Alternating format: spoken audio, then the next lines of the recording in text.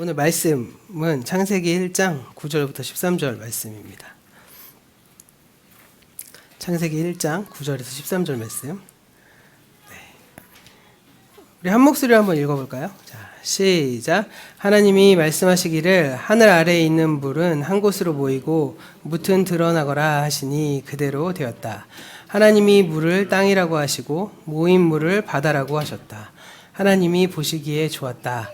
하나님이 말씀하시기를 땅은 푸른 우물 돋아나게 하여라. 씨를 맺는 식물과 씨를 맺는 열매를 맺는 나무가 그 종류대로 땅 위에서 돋아나게 하여라 하시니 그대로 되었다. 땅은 푸른 우물 돋아나게 하고 씨를 맺는 식물은 그 종류대로 나게 하고 씨 있는 열매를 맺는 나무를 그 종류대로 돋아나게 하였다. 하나님이 보시기에 좋았다. 저녁이 되고 아침이니 사흘날이 지났다. 아멘. 네, 창세기 1장은 하나님께서 한 주간 동안 매일 새로운 것을 창조하시면서 그 지으신 것들이 하나님이 보시기에 좋았다. 이렇게 말씀하십니다. 이 보시기에 좋았다라는 말이 총 6번 나와요. 그리고 모든 것을 다 지으신 다음에 보시기에 참 좋았다. 뭐 이렇게 나옵니다. 한 번 이렇게 나와요. 그래서 보시기에 좋았다라는 말이 6번 나온다 그러니까 사람 일반적으로 무슨 생각을 하실까요? 하루에 한 번씩 좋았다고 하실 것 같죠. 네. 그런데 하루에 한 번씩 좋았다고 하시진 않고요. 네. 둘째 날에는 좋았다는 말씀이 없고 셋째 날에 좋았다는 말씀을 2번 하십니다. 네. 왜 그럴까요? 그 이유는 오늘 말씀의 주제이기도 하거든요. 그래서 오늘 설교는 이 질문으로부터 시작해 보려고 그래요. 왜? 말씀이 어떻게 보면 하나님이 좋았단 말이 둘째 날에는 없는가? 그리고 왜 셋째 날에 2번 있는가? 이 질문으로부터 시작해 보려고 합니다. 그래서 창조의 첫날은 3절부터 시작하거든요. 준비된 말씀 보시면 3절에 이런 말씀 있죠? 네.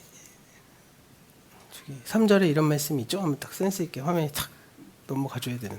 네, 있죠? 네, 한번 읽어볼게요. 시작. 하나님이 말씀하시기를 빛이 생겨라 하시니 빛이 생겼다. 그 빛이 하나님이 보시기에 좋았다. 예, 하나님이 첫날에 빛을 만드시고 그 빛이 하나님이 보시기에 좋았어요. 예, 그쵸?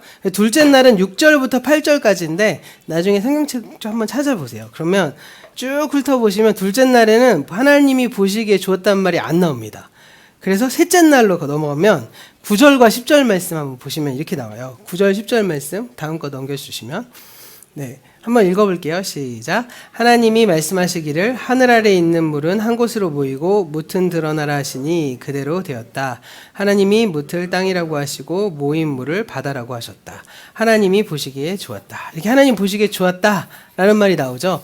그 다음에 11절과 12절 말씀입니다. 11절, 12절 말씀도 한번 같이 읽어볼게요. 자, 시작. 하나님이 말씀하시기를 땅은 푸른 우물 돋아나게 하여라. 씨를 맺는 식물과 씨 있는 열매 맺는 나무가 그 종류대로 땅 위에서 돋아나게 하여라 하시니 그대로 되었다. 땅은 푸른 우물 돋아나게 하고 씨를 맺는 식물은 그 종류대로 나게 하고 씨 있는 열매 맺는 나무를 그 종류대로 돋아나게 하였다. 하나님이 보시기에 좋았다. 이렇게 셋째 날에 하나님이 보시기에 좋았다는 말이 이렇게 2번 나옵니다. 바다에서 땅이 드러나게 하신 이후에 좋았다 말씀하시고 그 땅에서 식물들이 자라나게 한 다음에 보시기에 좋았다 이렇게 나온다는 거죠. 그리고 넷째 날은 18절, 다섯째 날은 21절, 여섯째 날은 25절 이렇게 하나님 보시기에 좋았다 나오고요. 그리고 모든 것을 다 지으신 이후에 31절에서 하나님이 보시기에 참 좋았다라는 말이 나옵니다. 이걸 이제 지난 시간에 그림으로 다시 한번 화면 넘겨주시면 그림으로 살펴보면 이렇게 같아요. 이런 그림 보이죠? 그래서 하나님이 첫째 날에 빛을 딱 창조하시고 그 첫째 날이라는 건 2번째 칸이죠? 그 다음에 한 번 딱 눌러주시면 제 일부러 하트를 딱 하나님이 보시기 좋았다고 나와요. 예. 그런 다음에 셋째 날에 바다와 땅을 나누시고 하나님 보시기 좋았다고 나오고 그리고 또 한 번 언제 나온다고요? 푸른 풀을 막 한 다음에 좋았다는 말이 2번 나오고요. 그리고 넷째 날, 그 다음에, 그리고 그 다음에 다섯째 날, 여섯째 날. 이렇게 하루에 한 번씩 딱 나온 다음에 맨 마지막으로 다 창조된 걸 보고 하나님 보시기에 심히 좋았다. 뭐 이렇게 나옵니다. 예, PPT 요거 하나 준비하려고 엄청 힘들었어요. 별것도 아닌데. 예, 이렇게 나옵니다. 예, 왜 제가 질문하고 싶은 말은 하루에 한 번씩 쭉 나오다가 둘째 날에만 왜 하나님이 보시기에 좋았다는 말이 없을까? 이거죠. 예, 그 이유는 창세기 1장 2절에 묘사된 창조 이전의 혼돈으로 돌아가서요. 거기서부터 좀 살펴보실 필요가 있어요. 예, 하늘에 어떻게 보면 이 하나님이 이제 창조를 하실 때 하나님 1장 2절 말씀은 세 문장으로 이루어져 있다고 말씀드렸거든요. 첫 문장은 땅으로 시작합니다. 땅이 혼돈하고 공허하다 이렇게 표현하고 있어요. 여기서 혼돈으로 번역된 단어가 토후라는 말인데 형태가 없다. 그래서 공허하다 같은 말이라고 강조의 강조다 말씀드렸거든요. 땅이 형태가 없고 텅 비어 있었습니다. 이 둘째 문장으로 시작되는 문장이 2절 말씀에 어둠으로 시작돼요. 어둠이 깊음 위에 있었다라고 말합니다. 그래서 이 깊음이라는 말이 원래 뜻은 깊은 물 이렇게 해석이 된다고 했죠. 그리고 세 번째 문장이 하나님의 영이 그 물에서 이렇게 운행했다 이렇게 나오고 있습니다. 우리말 번역에는 어순이 살아있지 않는데요. 영어 성경이나 히브리어 성경의 어순이 이제 살아있어서 물로 끝나거든요. 물로. 그러니까 지난 시간에 말씀드린 바와 같이 여기서 물은 혼돈을 상징하는 말이에요. 혼돈이에요. 그래서 2절에서 혼돈을 묘사하는 세 개의 핵심 단어.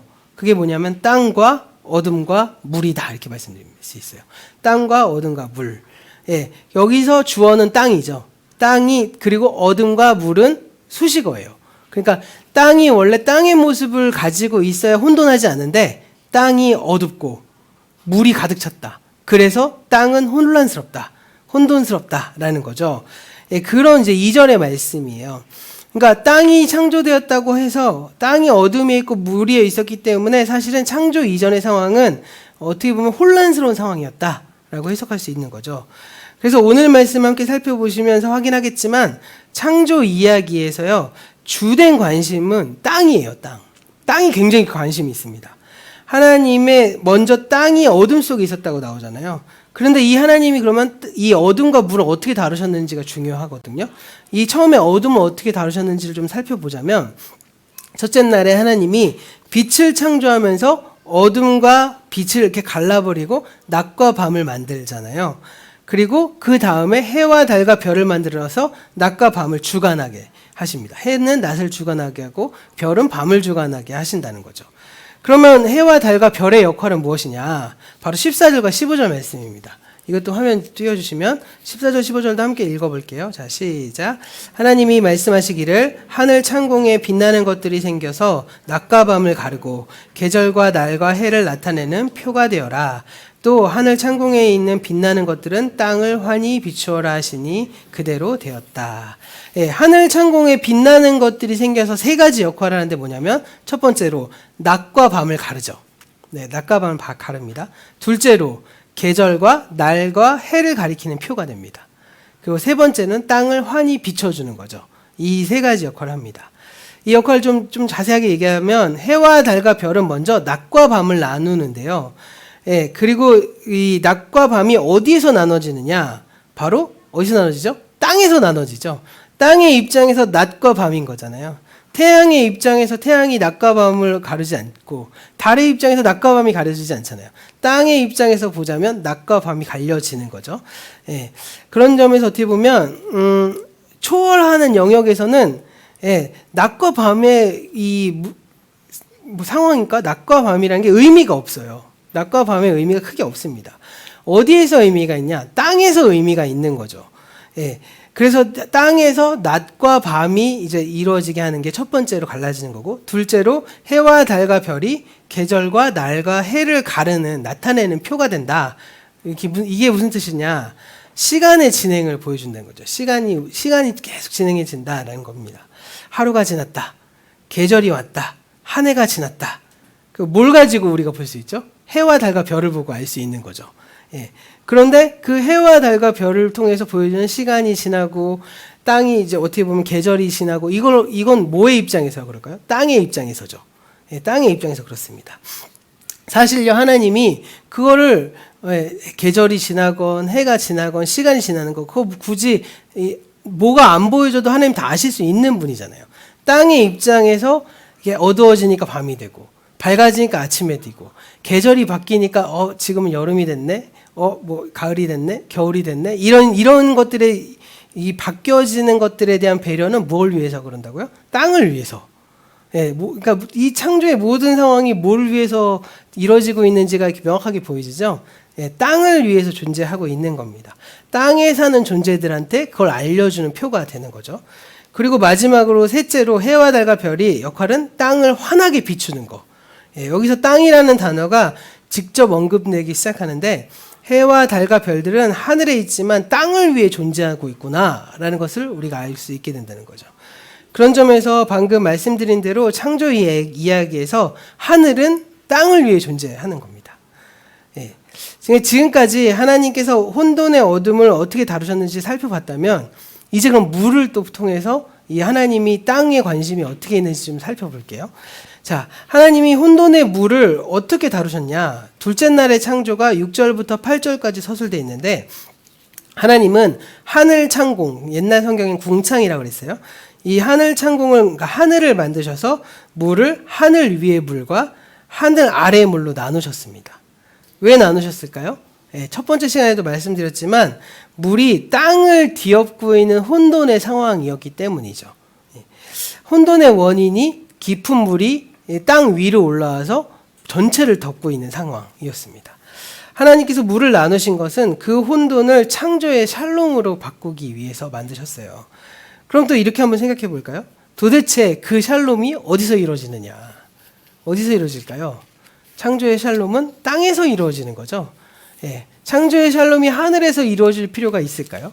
그리고 사실은 이미 하나님의 입장에서 보자면 예, 창조는 땅을 위해서 만들어지고 그 땅의 샬롬이 아니고서는 굳이 뭐 샬롬의 이유 자체도 없는 것이죠.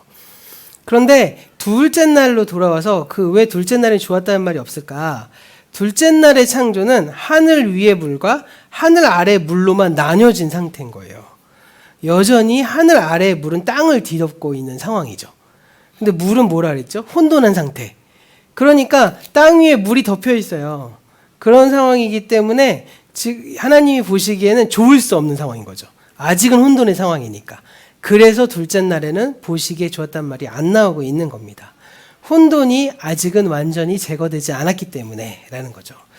그래서 혼돈이 완전히 제거되기 시작하는 건 언제부터냐? 셋째 날 창조부터입니다. 묻이 드러나기 시작하면서, 땅이 드러나기 시작하면서. 그래서 오늘 말씀인 창세기 1장 9절과 10절 말씀, 이 9절 10절 말씀 오늘 계속 반복되거든요. 9절 10절 말씀 다시 한번 제가 읽어드리면 하나님이 말씀하시기를 하늘 아래에 있는 물이 한 곳으로 모이고 묻이 드러나기 시작하죠. 그대로 되었다. 그래서 묻을 땅이라고 하시고 모인 물을 바다라고 하십니다. 그런 다음에 비로소 하나님이 보시기에 좋았다 나옵니다. 물이 하늘 위의 물과 하늘 아래의 물로 나뉘고 하늘 아래에 있던 물들이 한 곳으로 모이면서 땅이 드러나기 시작하는 거예요. 이제서야 땅을 뒤덮고 있는 물의 혼돈이 비로소 제거되기 시작한 거죠. 그러고 나니까 하나님이 보시기에 좋았다라고 말씀하십니다. 네, 다시 정리해 볼게요. 지금까지 살펴본 바와 같이 하나님의 창조의 주관심은 땅에 있습니다. 그리고 창조의 목적은 바로 그 땅의 샬롬을 이루는 것이죠. 땅의 샬롬이 이루어질 때 하나님이 비로소 좋았다라고 말씀하시기 시작하는 겁니다. 그래서 이 다시 천지창조의 그림을 생각해 보시면 실제로 창세기 1장에 셋째 날을 만드신 이후에 모든 장면에서 뭐가 등장하냐면요. 땅이 등장해요. 땅이 계속 등장하고 있는 겁니다. 그런데 그럼 이렇게 질문하시죠. 아니 방금 네 번째 창조를 보면 해와 달과 별을 만들 때는 굳이 땅이 안 드러나잖아요. 근데 왜 땅이 다 드러나고 왜 땅이 강조된다고 하냐라고 질문하실 수 있는데 이 창조의 과정에선 땅이라는 말이 등장하지 않기 때문에 잘못 말한 것이라고 생각하실 수도 있겠지만 해와 달과 별의 기능, 방금 제가 설명드렸잖아요. 그 기능은 낮과 밤을 나누고 땅의 시간과 변화를 나누고 땅을 밝게 비추는 데 있기 때문에 주된 목적은 포커스는 땅에 있다는 거죠. 예, 그렇기 때문에 이 넷째 날부터 여섯째 날까지 모든 창조에는 땅이 계속 핵심적인 위치를 차지하고 있는 겁니다. 그리고 넷째 날부터 땅은 단지 바다와 육지를 가르는 기준선이 되는 것이 아니라 전 지구적인 것을 가리키는 것을 그냥 땅이라고 표현하는 것 같아요. 예, 그래서 바다 생물들도 땅 위에서 번성하라. 예, 이렇게 나오고 하늘에 있는 생물도 땅에서 번성하라 이렇게 나오거든요. 예, 그러니까 이게 다 포괄하는 그림으로 보입니다. 셋째 날에 말하는 땅은 바다과 구별되는 땅이에요. 그러니까 셋째 날까지는. 그런데 넷째 날부터 말하는 바다까지를 포함하는 이 땅, 오늘날 영어로 따지면 지구를 Earth라고 하잖아요.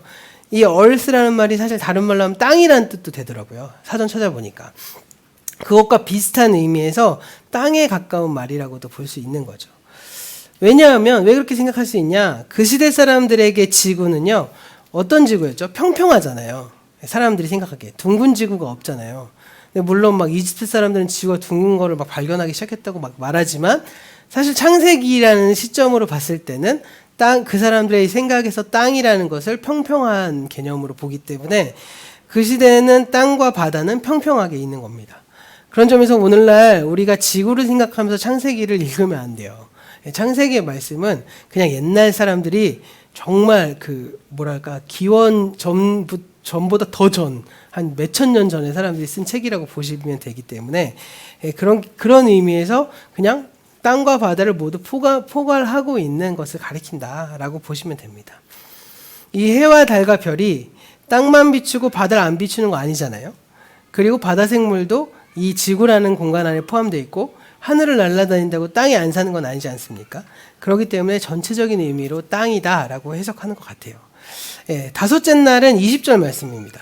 다섯째 날 말씀 화면도 보시면 이 말씀 함께 읽어볼게요. 자, 시작. 하나님이 말씀하시기를 물은 생물을 번성하게 하고 새들은 땅을 하늘 위에서 창공으로 날아다녀라 하였다. 땅이 하늘 창공으로. 네, 새들은 바다 위로도 날아다니고요. 하늘 위에도 있고 땅도 내려오잖아요. 이 말은 새들이 땅 위만 날아다니고 하늘 위는 날아다니지 말아라 라는 말씀이 아니라 땅과 바다를 모두 포함하는 의미에서 새들은 땅 위 하늘 창공을 날아다녀라 이렇게 말씀하시는 겁니다.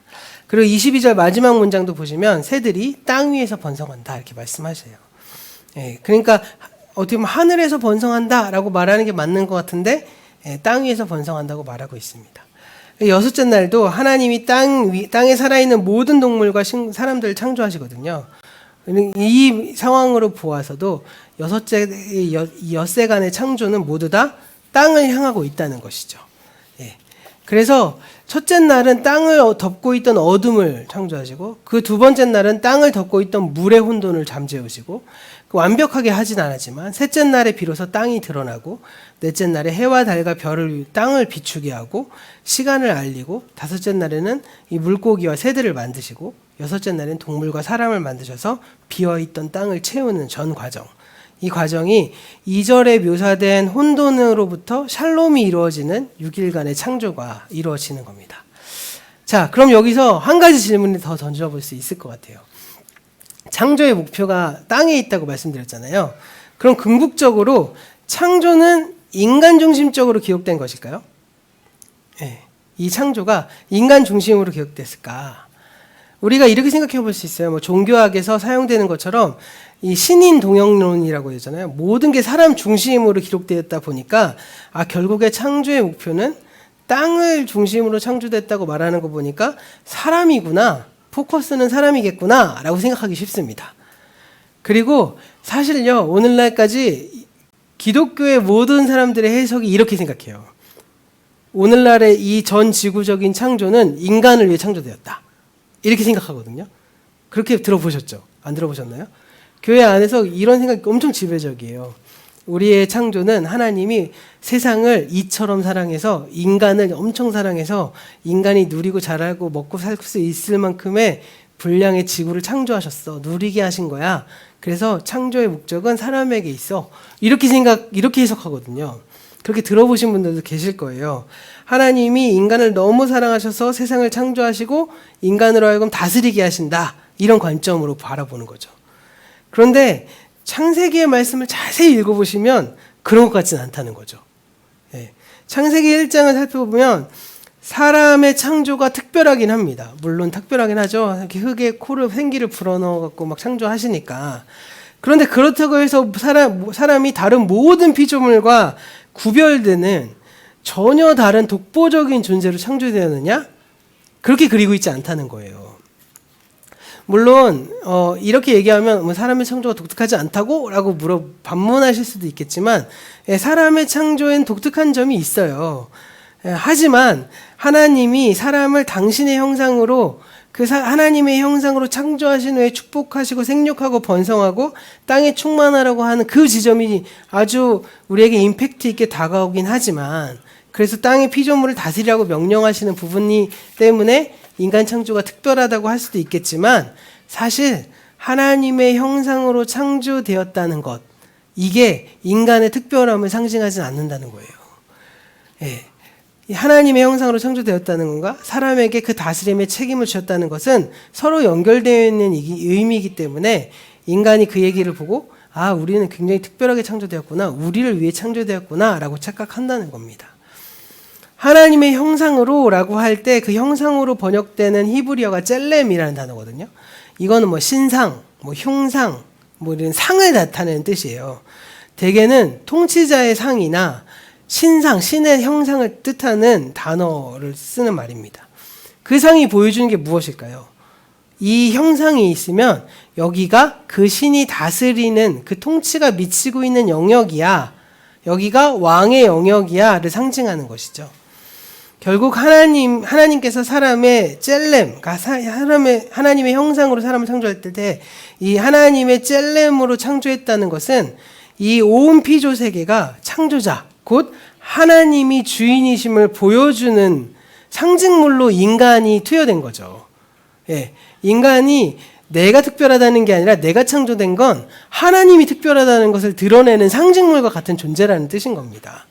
그래서 하나님의 통치가 인간을 통해서 이 지구상에 미치고 있다는 것을 보여주고 있는 하나의 상징적인 의미를 가지고 있다는 뜻인 거예요. 그러면서 한 가지 더, 하나님이 다스리라고 말하잖아요. 이 다스리라는 말이 내 마음대로 해라 라는 뜻인가요? 그거 아니라는 거죠. 예전에 이제 우리 좀 있으면 하실 분도 있고, 이제 우리 풍성한 삶의 기초를 보면 다스림에 대해서 얘기할 때 제가 오늘날에 맞는 이 다스림의 의미는 경영이라고 말씀드렸잖아요.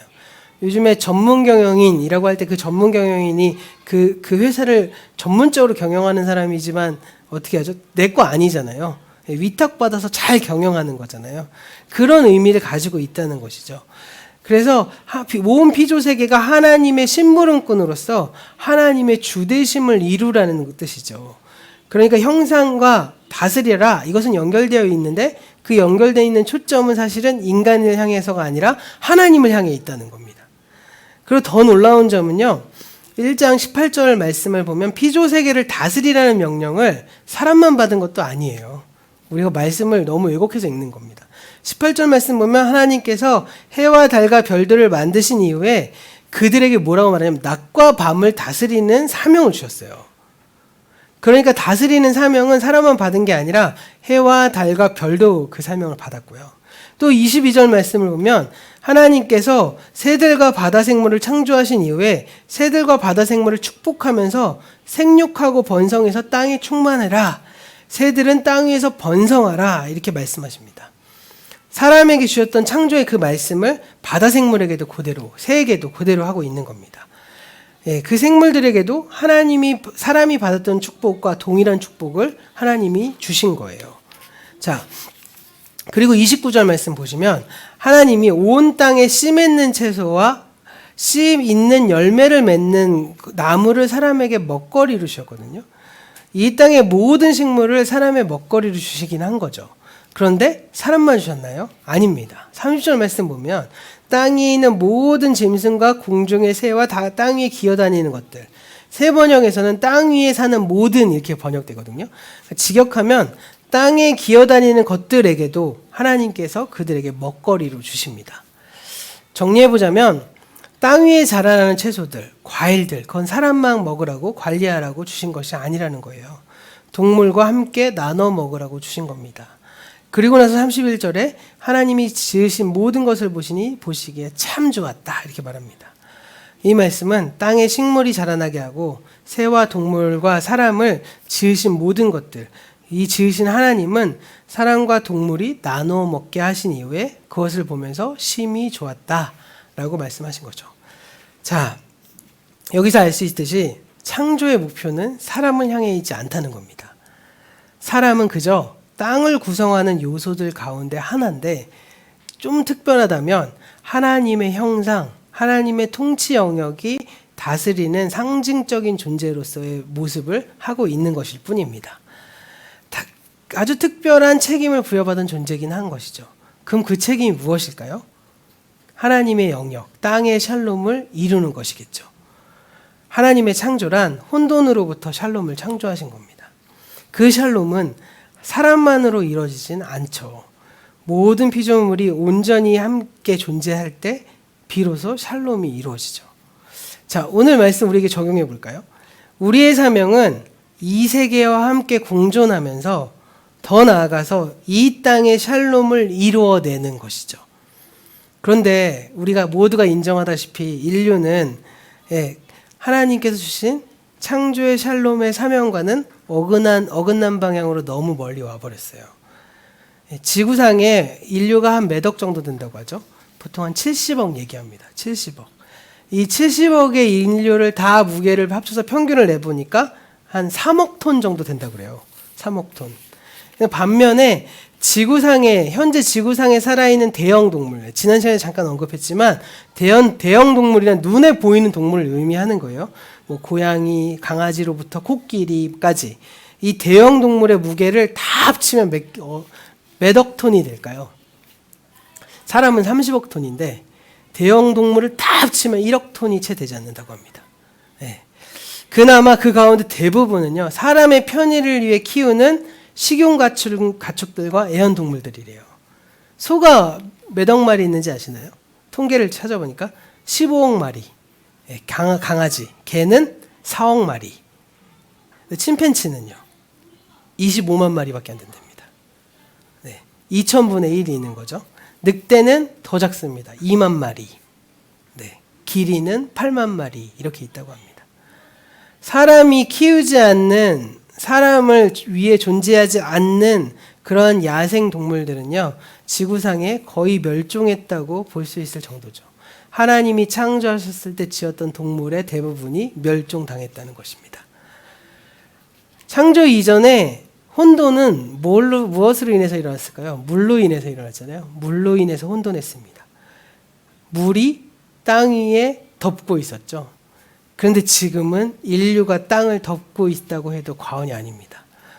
그래서 우리 아이들이 좋아하는 토르 나오고 누구죠? 마블에 나오는 영화를 어벤져스 보면 이렇게 탁 이걸로 해갖고 사람 절반 죽이잖아요. 그 절반을 죽여도 사실은 땅의 샬롬이 이루어지지 않는 거예요. 그래서 인류학자들이 그 영화를 보면서 와, 정말 저거 말된다 이렇게 얘기했던 게, 이 인간이 너무 많아서 땅의 혼돈이 이루어지는 거죠. 예.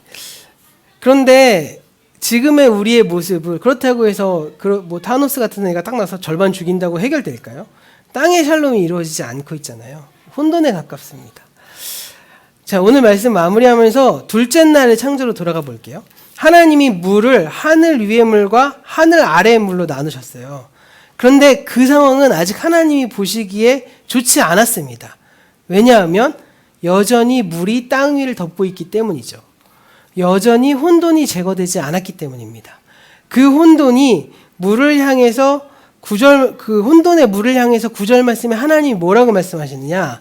9절 말씀 마지막으로 함께 읽어보려고 하는데요. 9절 말씀 한번 띄워주시면, 9절 말씀 한번 읽어볼게요. 시작. 하나님이 말씀하시기를 하늘 아래 있는 물은 한 곳으로 모이고 뭇은 드러나거라 하시니 그대로 되었다. 하나님이 하늘 아래에 있는 물을 향해 한 곳으로 모이라고 말씀하세요. 여기서 모인다는 말은 사람들이 모여서 바벨탑을 쌓고 힘을 과시하는 것과 같은 그런 모임이 아닙니다. 여기서 물이 모이는 것은요, 땅이 드러나기 위해서 자리를 좀 비켜주는 거예요. 땅이 살아갈 수 있도록. 물이 제자리를 찾아감으로 인해서 땅도 제자리를 찾아가는 거죠. 네. 우리가 1년 전인가요? 2년 전인가 처음 코로나19가 심각했을 때 인류의 이동이 현격하게 제한받았잖아요. 그때 기사 혹시 기억나시나요? 그 인간이 이제 집에서만 머물기 시작하니까 갑자기 자연이 막 회복되기 시작하죠. 예. 인도의 공해가 갑자기 막 맑아지기 시작하고, 멕시코만에 막 빛나는 그 해안이 막 갑자기 그 없어졌는 줄 알았는데 갑자기 막 발견되기 시작한 일들 기억나십니까? 그 일들이 일어났죠. 예. 인류의 이동이 현격하게 제한되기 시작하니까 땅이 회복되기 시작했습니다.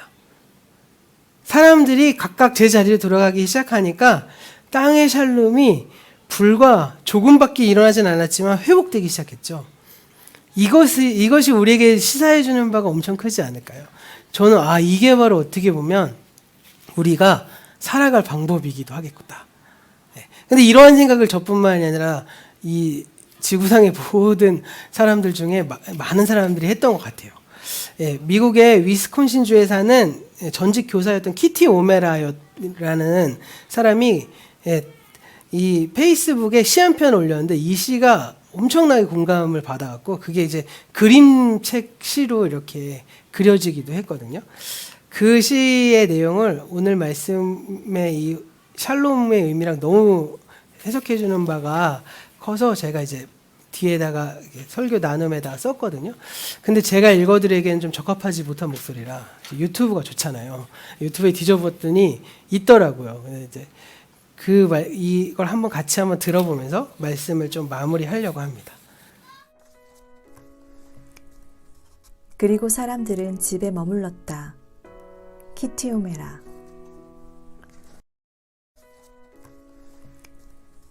그리고 사람들은 집에 머물렀다. 키티 오메라. 그리고 사람들은 집에 머물렀다. 그리고 책을 읽고 음악을 듣고 휴식을 취했으며 운동을 하고 그림을 그리고 놀이를 하고 새로운 존재 방식을 배우며 조용히 지냈다. 그리고 더 깊이 귀 기울여 들었다. 어떤 이는 명상을 하고 어떤 이는 기도를 하고 어떤 이는 춤을 추었다. 어떤 이는 자신의 그림자와 만나기도 했다.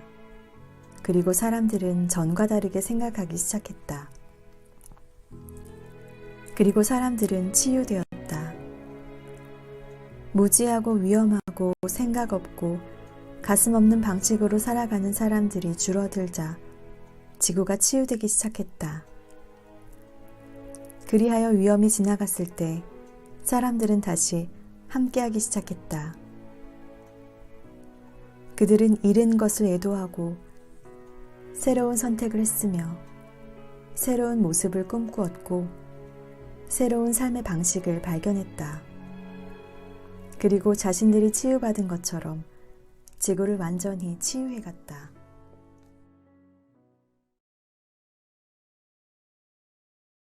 이 방법이 이렇게 우리에게 주는 메시지가 있지 않을까 생각해 봐요.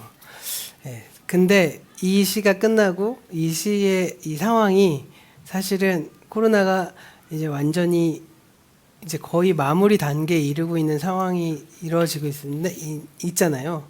근데 과연 이 마지막처럼 자신들이 치유받은 것처럼 지구를 완전히 치유해 나가는 일들이 벌어지고 있나라고 생각할 때 그건 아직은 아니구나. 그러면 사실은 이렇게 이동이 제한되는 이 상황이 도대체 얼마마가 더 이루어지고 어떻게 생각의 관점이 바뀌어져야 우리가 어떻게 보면 잃은 것도 애도하고 새로운 선택을 하고 새로운 모습도 꿈꾸고 삶의 방식을 발견할 수 있을까를 좀 고민해 봐야 하지 않을까 생각해 봅니다. 창조라는 것은 계속 제가 관점 없는 걸 짠하고 만든 게 아니라 혼돈을 샬롬으로 바꿔내는 게 창조라고 말씀드렸잖아요. 그런 점에서 지금 우리는 새로운 창조의 시기의 기회를 엿보고 있는 것이 아닐까 생각해 봅니다. 이 시기에 우리가 어떻게 하나님의 새 창조에 동참할 수 있을까를 고민해야 되는 거죠. 그러니까 여전히 옛날의 방식으로 이렇게 옛날의 방식의 방법으로 회귀하려고 하는 건 옳지 않지 않을까요? 네? 너무 이게 창조의 샬롬인데, 그렇죠? 엄마, 예. 저는 개인적으로 한국 교회를 보면서 좀 더 안타까운 것 중에 하나가 너무나도 보복적인 상황으로 예전에 수련회, 예전에 집회를 기획하고 있지 않을까요? 근데 솔직히 말하면 그 방식대로 한번 망했잖아요. 망해가고 있었는데 그 망해갔던 모든 게 코로나 때문이라고 착각하고 있는 거 아닐까? 왜 다시 예전으로 돌아가려고 하지? 왜 다시 정말 우리가 서로 사랑하게끔 만드는 방법들, 우리가 서로 하나님이 만드신 창조의 질서대로 서로 공동체를 새로운 기회를 왜 조성해가지 않고 왜 예전의 모습을 다시 하려고 할까를 고민하게 되거든요. 근데 이건 교회뿐만이 아니라 지구도 마찬가지인 것 같고요. 우리가 그 점에서 사실 우리가 잘 모르잖아요. 우리 모두가 다 초보입니다. 우리는 아직도 한 번도 가보지 못한 길을 가야만 하는 존재들인 거죠. 그런데 그냥 그대로 하면 지구상에도 마찬가지일 것 같아요. 이 팬데믹은 가만히 보니까 5년에 한 번씩 일어났더라고요. 신종플루 끝나고 메르스 끝나고 메르스 먼저인가요? 하여튼 끝나고 5년 만에 또 이렇게 왔다 그러더라고요. 이게 계속 반복되는 이유, 그리고 이게 점점 강력해지는 이유는 우리의 삶의 방식이 여전히 바뀌지 않기 때문 아닐까요? 근데 공동체의 모습도 마찬가지거든요. 교회도 그렇고 우리의 가정의 모습도 그렇고 무엇인가 뭔가 전환이 필요한 시기구나라는 것을 다 공감하고 있는데 그 공감하고 있는 것에 대한 해결책은 아무도 제시하지 못하고 있고 그냥 다시금 예전의 모습으로 좀 괜찮아지면 예전의 모습으로 괜찮아지면 예전의 모습으로 자꾸 돌아가려고 하는 것이 우리의 본질적인 문제가 아닌가. 그런 점에서 우리가 오늘 말씀을 통해서 이 새 길을 어떻게 회복할 수 있을까를 같이 고민하기 위해서 우리가 더 하나님의 뜻을 알아야 되고 기도하고 묵상도 해야 되고 그 길을 함께 고민해 나아가야 되는 것이죠.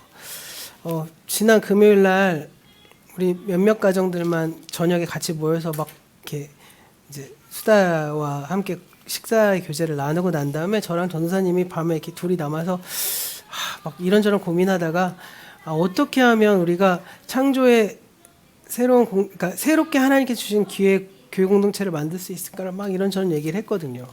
근데 그냥 저한테 있는 하나의 답은 공동체성이 회복되는 건 하나님과 교제하고 인간과 교제하는 것밖에 없을 텐데 이런 생각이 들었습니다. 그런 과정에서 우리가 하나님과 교제하기 위해서 하는 그런 기도와 찬양과 묵상의 방식이 또 새로워져야 될 것이고 또 인간과 인간 사이에 서로 사랑하고 교제하는 방법들을 또 우리가 더욱더 성숙하게 나아가야 되는 것. 이게 바로 교회가 해야 될 일이 아닐까. 그리고 우리가 주님 원하신 뜻에 따라서 그렇게 하다 보면 하나님 방식 안에서 새 창조에 온전히 쓰임받는 우리의 모습이 되지 않을까 기대해 봅니다. 우리가 오늘 말씀을 통해서 하나님의 창조의 목적이 땅에 있는데 그 땅은 하나님을 드러내고 하나님의 통치 영역을 다스리는 상징과 같은 존재구나. 그리고 우리가 그것을 드러내기 위한 사명을 받았을 뿐이지 우리가 주인 된 건 아니구나 라는 걸 기억하시면서 정말 다시 한번 우리의 삶의 모든 과정 속에서 하나님의 창조의 샬롬이 어떠한지를 한번 고민해 보시고 함께 그 길을 걸어가는 우리 모두가 되기를, 쓰임받는 저희 교회가 되기를 간절히 소원해 봅니다.